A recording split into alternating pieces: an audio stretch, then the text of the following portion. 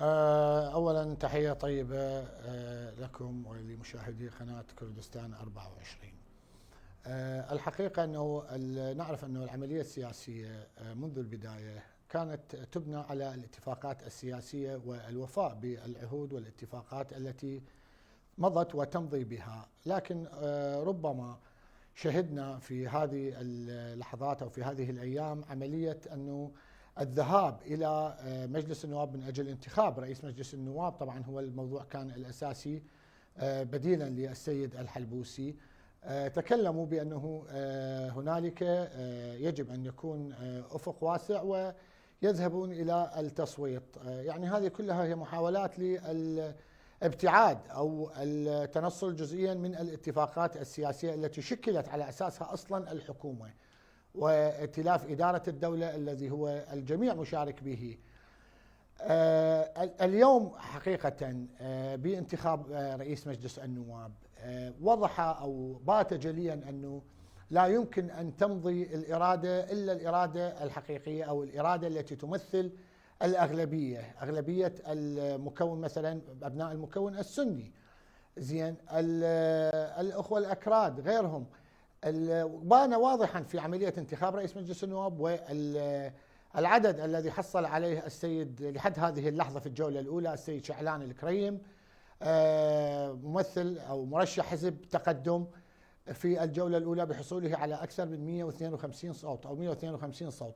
هذا يعطي رسالة واضحة أنه رغم ما يحاول البعض الالتفاف أو الابتعاد عن الاتفاقات السياسية، لكن الإرادة الحقيقية وإرادة أعضاء مجلس النواب والذي يمثلون الكتل السياسية هي التي تمضي وهي التي تضرب كل الاتفاقات. نعم.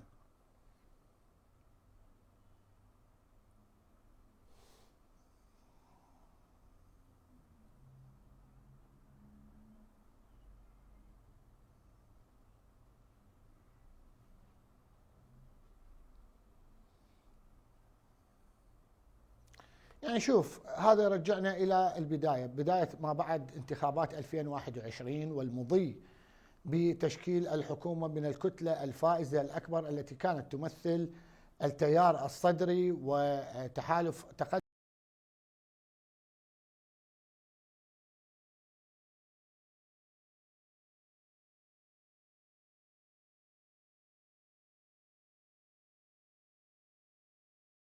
التيار الصدري، زين، من العملية السياسية ومن البرلمان. فتح المجال أمام القوى الإطار لكي هي تأخذ المبادرة وهي التي تكون لها الأغلبية التي ساعدتها. نعم نعم، صوت جدا واضح. نعم، الصوت جدا واضح. نعم. نعم، أعيد.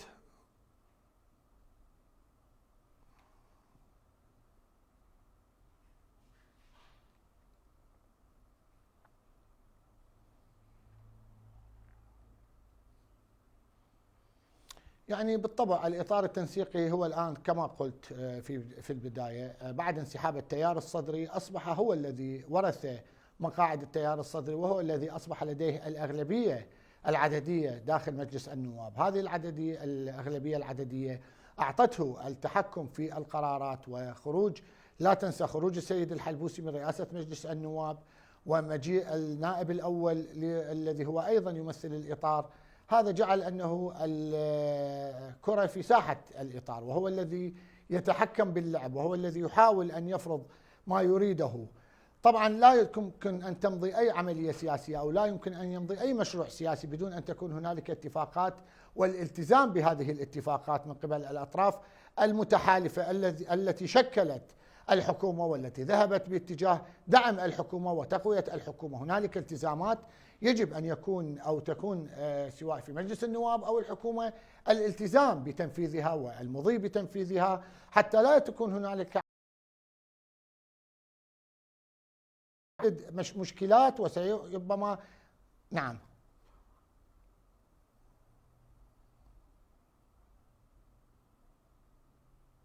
نعم،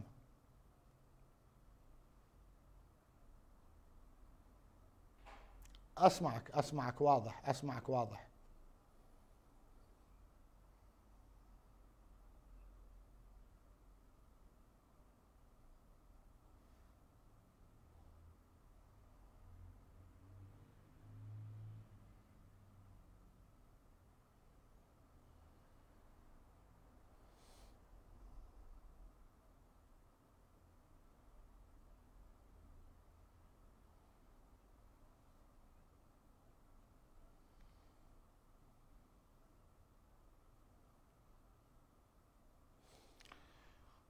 يعني شوف، أولا الإقليم هو والقوى السياسية الأساسية المؤثرة في الإقليم هي حليف أساسي ورئيسي في دعم العملية السياسية، وكانت أساس في بناء العملية السياسية بعد 2003.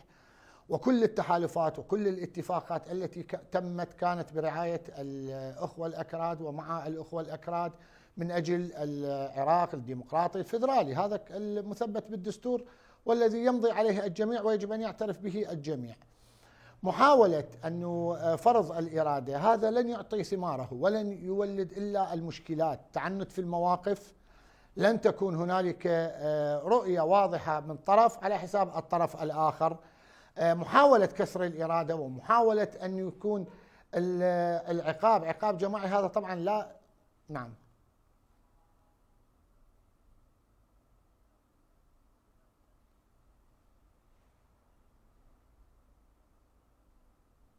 صحيح طبعا.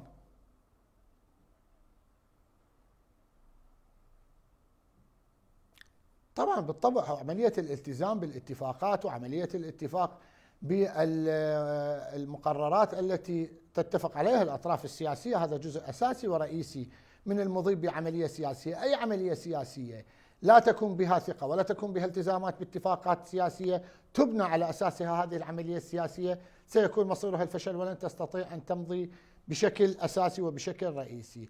شوف الآن السيد السوداني ربما سيحاول أن لا أو يبتعد عن بعض سياسات بعض أعضاء الإطار أو الاتفاقات مع الأطراف في الإطار. اليوم كان له لقاء ربما يعتبر لقاء ناجح مع السيد نجرفان برزاني، اللقاء أو أكد خلال الالتزام بما يتم الاتفاق عليه، وهي النقطة الأساسية هي موضوع رواتب الإقليم وموضوع ثروات الإقليم، هذه المتفق عليها والتي يجب أن يكون الاتفاق الأساسي والرئيسي الذي تمضي من خلاله الكتل السياسية، لأن لا تكون هنالك مشكلات أو تؤثر هذه المشكلات، مثلما ابن بغداد وابن الأنبار وابن البصرة وابن واسط لدى الحكومة التزامات عليها أن توفر رواتب لهذه المناطق. أيضا هنالك موظفين وهنالك الكثير من المواطنين في الإقليم الذين ينتظرون رواتبهم، وهذا يجب أن لا يكون خاضع للأهواء أو الأمزجة بقدر ما يكون خاضع للاتفاقات وللمساواة بين الجميع.